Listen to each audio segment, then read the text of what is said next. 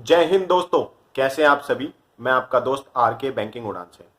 आज हम कवर करने वाले हैं RBI, reserve bank of India, और उसका एक्ट और उसके अंदर कौन कौन से बोर्ड्स होते हैं।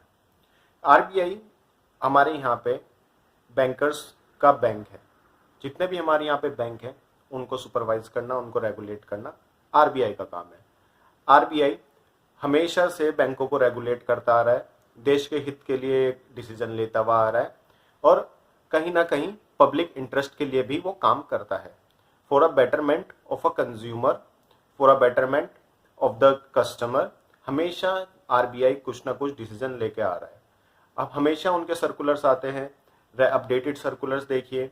काफ़ी कुछ उनके जो सर्कुलर्स होते हैं उसमें लिख डीआईजीसी है, जैसे इन कस्टमर का इंश्योरेंस के लिए कि उनका पैसा, उनके इंटरेस्ट हमेशा बैंकिंग में बना रहे। तो आज हम कवर करेंगे कि आरबीआई क्या है, कैसे उसका स्टेबलाइजेशन हुआ। हमने हिस्ट्री की क्लास में बैंकिंग हिस्ट्री में हमने देखा, उसमें आरबीआई का हमने बताया, लेकिन आज हम थोड़ा ब्रीफ में करेंगे कि कैसे हुआ आरबीआई, कौन से एक्ट आया और कौन से कमीशन के अंदर आरबीआई की स्थापना हुई। तो आज हम कवर करेंगे आरबीआई एंड इट्स एक्ट। चलिए शुरू करते हैं। RBI act 1934। आरबीआई एक्ट 1934, इससे पहले हम जाते हैं 1926 में। 1926 में रॉयल कमीशन बनाया गया, रिकमेंडेशंस ली गई। रॉयल कमीशन का जो एक्ट था वहां पे, उसका नाम था royal commission on Indian currency and finance का। जो ये एक्ट था 1926 में उन्होंने लाया अपनी पार्लियामेंट में। ब्रिटेन की पार्लियामेंट में, ब्रिटिशर्स की पार्लियामेंट में यह बिल अनाउंस होता है और कहा जाता है कि क्योंकि हम एक आरबीआई की स्थापना करेंगे इंडिया में, सेंट्रल बैंक की स्थापना करेंगे इंडिया में, लेकिन ऑलरेडी ही फेडरल गवर्नमेंट यानी कि ब्रिटेन की गवर्नमेंट के पास खुद का एक सेंट्रल बैंक होता है। उन्हें इंडिया को रेगुलेट करने के लिए कुछ ना कुछ चाहिए था कि कोई एक संस्था चाहिए थी, कोई एक बैंक चाहिए था जो पावर संभाले, काम करे as a central bank of India. तो इस कमीशन के नाम को हिल्टन यंग कमीशन भी जानते हैं, हिल्टन यंग कमीशन। और कई बार ऐसा भी होता है कि ये जो बिल था वो 1933 में भी लाया गया, उसके बाद वहां से पास हुआ 1934 में, फिर दोबारा पास कराया गया, एक्ट बना, तब जाके 1934 में आप देखो, इन 1934 the British government pass the reserve bank of India act in their parliament. उसके बाद आरबीआई की स्थापना इंडिया में होती है। RBI was formally established in Calcutta on April 1st, 1935। 1935 में 1 अप्रैल को इट वॉज ओपन्ड, और इसको कुछ जो फंक्शंस थे, जो इसको काम था, वो डिराइव किया गया। क्या क्या काम था? Regulate the issue of notes, regulate the issue of bank notes. इससे पहले कौन कर रहा था? हमने देखा था कि इससे पहले हमारे प्रेसिडेंसी बैंक्स थे, मद्रास, बॉम्बे और कलकत्ता। तो यहाँ पे क्या हो रहा था कि प्रेसिडेंसी बैंक इंपीरियल बैंक के अंडर आ चुके थे 1921 में। तो कुछ फ्रॉड्स भी हो रहे थे, कुछ बैंक इश्यूज भी आ रहे थे, तो सेंट्रलाइज सिस्टम की हमें जरूरत थी। तो उन्होंने सोचा क्यों ना ये बैंकिंग करेंसी जो है, प्रिंटिंग का काम है, हम आरबीआई को ही दे दे। वो इश्यू करेगा नोट्स, वो ही प्रिंट करेगा। और सम अराउंड 1938 के आसपास इंपीरियल बैंक से ये प्रोसेस ले लिया जाता है और प्रिंटिंग चालू हो जाती है। Maintain reserve with a view of security, monitoring and stability. India के पास सफिशिएंट रिजर्व हो।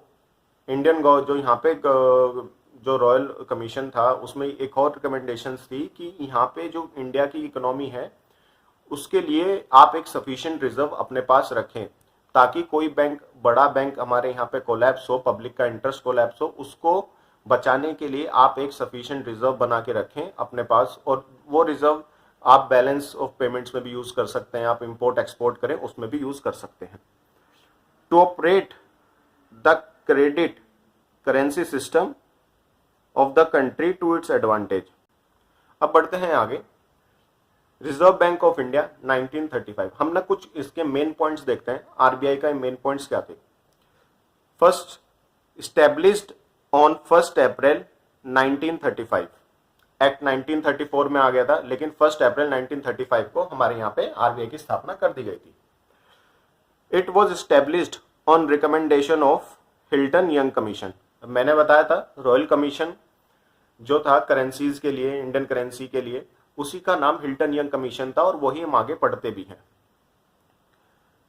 स्टार्टिंग में क्या हुआ कि फेडरल गवर्नमेंट जो थी, ब्रिटेन की गवर्नमेंट जो थी, ब्रिटिश गवर्नमेंट जो थी, उनके पास इतना भी पैसा नहीं था कि इंडिया में वो एक प्राइवेट बैंक, हमारे यहाँ पे एक गवर्नमेंट बैंक बना सके। उनके पास इतना भी पैसा नहीं था, इतना बर्डन नहीं ले सकते थे हमारी इकोनॉमी का एक सेंट्रल बैंक का। ऑलरेडी सेंट्रल बैंक को बनाने के लिए कुछ ना कुछ तो कैपिटल रिक्वायर्ड थी, तो ब्रिटेन ने नहीं करा। उन्होंने कहा कि क्यों ना हम इसको नेशनल, जो एक नेशनल ऐसा एक गवर्नमेंट बैंक था, उसकी जगह क्यों ना हम इस चीज को एक प्राइवेट एंटिटी बना दें। हम इसका बर्डन भी नहीं रहेगा और धीरे धीरे हम, जब हमारे पास पैसा होगा तो हम कहीं ना कहीं एक्वायर करते रहेंगे, थोड़े थोड़े शेयर्स हम लेते रहेंगे। तो इसको स्टार्टिंग में एक प्राइवेट एंटिटी बनाया गया। Originally a private share holder bank, it was nationalised on January 1, 1949 और बाद में 1 जनवरी 1949 को ये एक जो प्राइवेट बैंक था उसको नेशनलाइज बैंक कर दिया, क्योंकि 1947 के बाद हमारी गवर्नमेंट आ गई थी। और इसके अंदर जो एक एक्ट था, किसके मतलब नेशनलाइज किस एक्ट के अंडर हुआ? Under the transfer of public ownership act 1948। मतलब कि जो जो ब्रिटिश के पास हमारे एसेट्स थे उन सबको इंडियन एसेट्स में कन्वर्ट किया जा रहा था, इंडियन कंपनी के एक्ट के अंदर कन्वर्ट किया जा रहा था। उसी चीज की रूल्स एंड रेगुलेशन में भी एक एक्ट ये है, transfer of public ownership act 1948। और जब इस बैंक की स्थापना हो रही थी तो इनिशियल क्या किया गया? इनिशियल जो था वो उस टाइम कैपिटल था 5 करोड़। ये कई बार प्रीवियस ईयर क्वेश्चंस में आता भी है कि इनिशियल कैपिटल कितनी थी, आप directly 5 crore.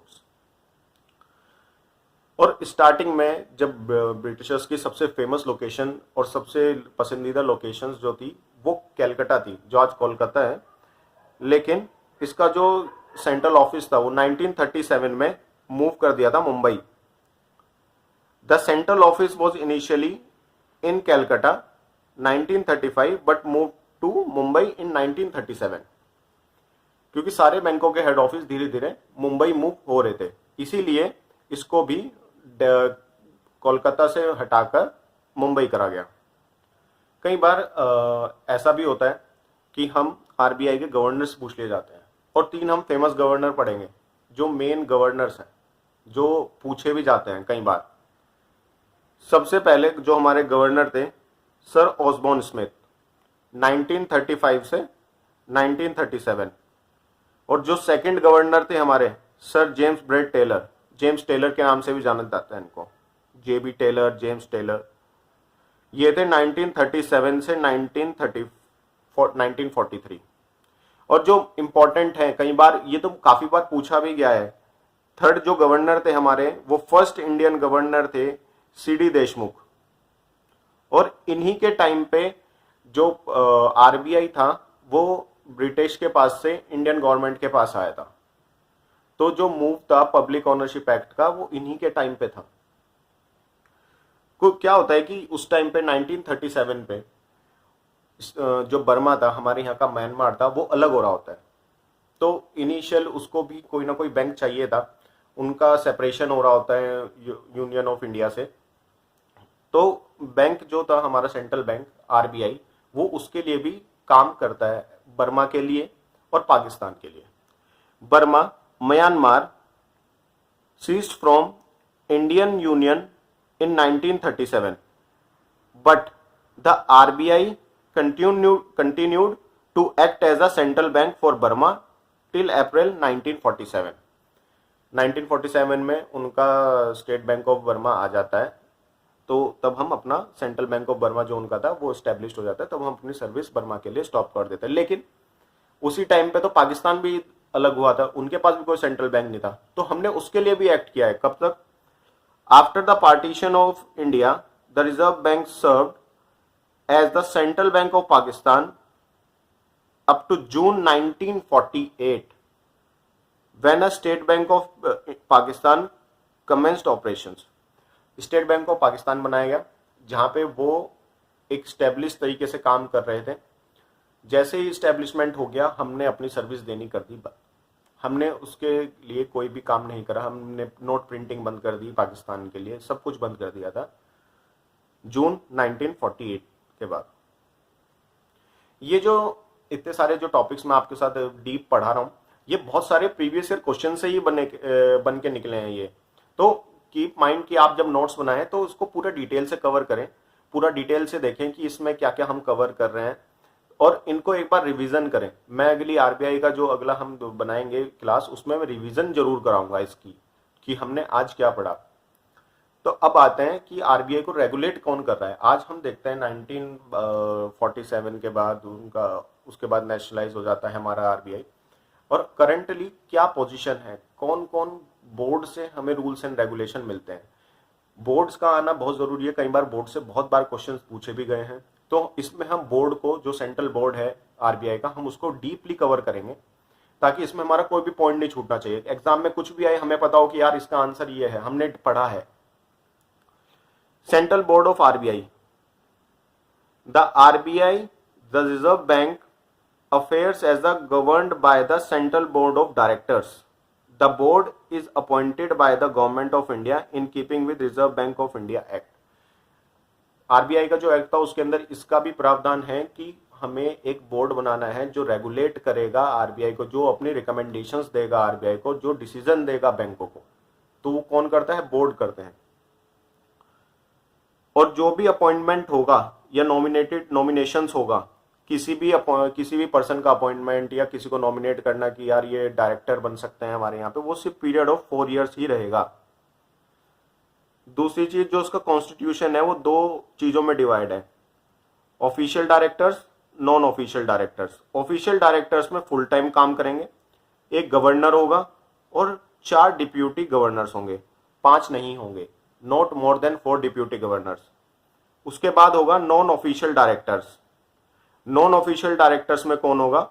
Nominated by government, 10 directors from various field and 2 government officials. 2 government official, 10 directors जो होंगे वो डिफरेंट फील्ड से लिए जाएंगे।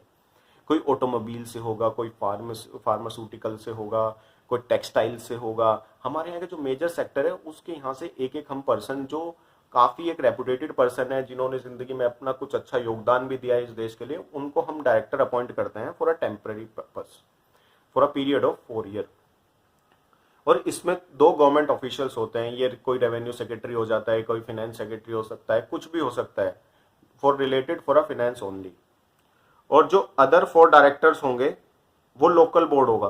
क्या हुआ कि हमने एक लोकल बोर्ड भी बनाया। Local board northern region, southern reason, eastern region और वेस्टर्न रीजन, ये हमने बोर्ड बनाया। इसमें भी हम देखेंगे कि कौन कौन से ऑफिसेज हैं। ऑफिशियल डायरेक्टर्स ऑफ आरबीआई कब तक? फेब 2026 तक। करंटली जो है हम उसी में डिस्कस करेंगे। आगे कुछ चेंज होगा तो मैं उसकी अपडेटेड वीडियो बनाऊंगा।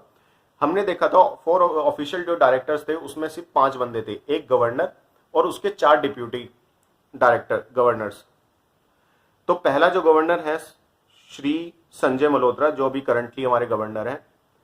श्री टी रविशंकर हमारे डिप्यूटी गवर्नर, श्री स्वामीनाथन जे, डॉक्टर पूनम गुप्ता और श्री श्रीश चंद्रा मुर्मू, ये हमारे डिप्यूटी गवर्नर्स हैं।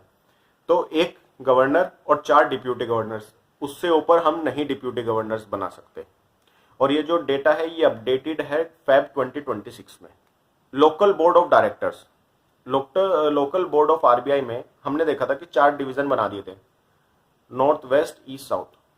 तो ये क्यों बनाया गया था? लोकल बोर्ड में क्या था? Constituted for western area, eastern area, northern area and southern area, और कंसिस्ट ऑफ 5 मेंबर ईच। हर एक एरिया में 5-5 मेंबर थे। Members appointed by central government, ये जो अपॉइंटमेंट है सेंट्रल गवर्नमेंट के थ्रू हो रही है। Member shall hold office for a term of 4 years, और ये 4 साल के लिए अपॉइंटमेंट था। और जो फंक्शंस था वो बड़ा क्लियर था। Advise the central board on local matters, कुछ भी जो उस रीजन के लिए हो रहा है उसको डिपिक्ट करके सेंट्रल बोर्ड को सजेशन देना अपना। Represent territorial economic interest and local cooperative and indigenous bank, जो वहाँ के कोऑपरेटिव बैंक है, इंडिजीनियस बैंक, हर जगह पे कोऑपरेटिव बैंक है। पूरे पैन इंडिया में अलग अलग कोऑपरेटिव बैंक है जो रीजनल एरिया में काम कर रहे हैं। कोई गुजरात में है, कोई सदर्न साइड है, कोई नॉर्थ साइड में है, कोई ईस्ट साइड में है, कोई पूर्वांचल एरिया में है, काफी एरिया में है जो जो अपनी एक कोऑपरेटिव बैंक अपनी सर्विस दे रहे हैं, जिसमें उनकी 10-12 ब्रांचेस होती हैं और वो उन्हीं में ऑपरेट कर रहे होते हैं। तो उनकी दिक्कतें सुनना, उनको रिप्रेजेंट करना सेंट्रल बोर्ड के आगे।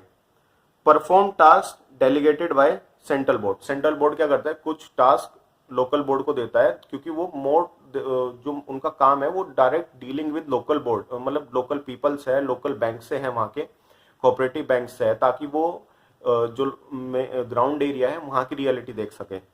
और इसके ऑफिस देखते हैं जो इंपॉर्टेंट है। वेस्टर्न एरिया का जो ऑफिस है मुंबई में है, ईस्टर्न एरिया का कोलकाता में है, नॉर्दर्न एरिया का न्यू दिल्ली में है और सदर्न एरिया का चेन्नई में है। ये जो है ये 4 लोकल बोर्ड्स हैं जिनका अलग अलग लोकेशन पे अलग अलग हेड ऑफिस बनाया गया है। आज हमने देखा कि कैसे हमने आरबीआई का एक्ट आया 1934, उसके बाद हमने देखा कौन कौन से सेंट्रल बोर्ड से आया, उसके बाद हमने आरबीआई कुछ चीज देखी, वो 1935 में कोलकाता में था, 1937 में फिर वो चेंज होकर मुंबई उसने हेड ऑफिस कर लिया। कैसे सेंट्रल बोर्ड में कौन कौन मेंबर्स हैं, कौन कौन डिप्यूटी गवर्नर्स हैं, ये क्वेश्चंस पूछे गए हैं, मल्टीपल टाइम्स पूछे गए हैं, ये आपको पता होने चाहिए और नोट डाउन भी करिए। उसके बाद हमने देखा लोकल बोर्ड का कहाँ कहाँ पे कौन कौन से ऑफिस हैं। तो अभी आपने जो देखा इसमें हमने आरबीआई का इनिशियल पार्ट कवर किया है। अब अगली वीडियो में उनके सब्सिडरीज, उनके एक्शंस, जो उनके फंक्शंस हैं वो हम कवर करेंगे और कैसे वो रेगुलेट करते हैं वो कवर करेंगे। तो वीडियो देखते रहिए। Stay tuned. जय हिंद, जय भारत।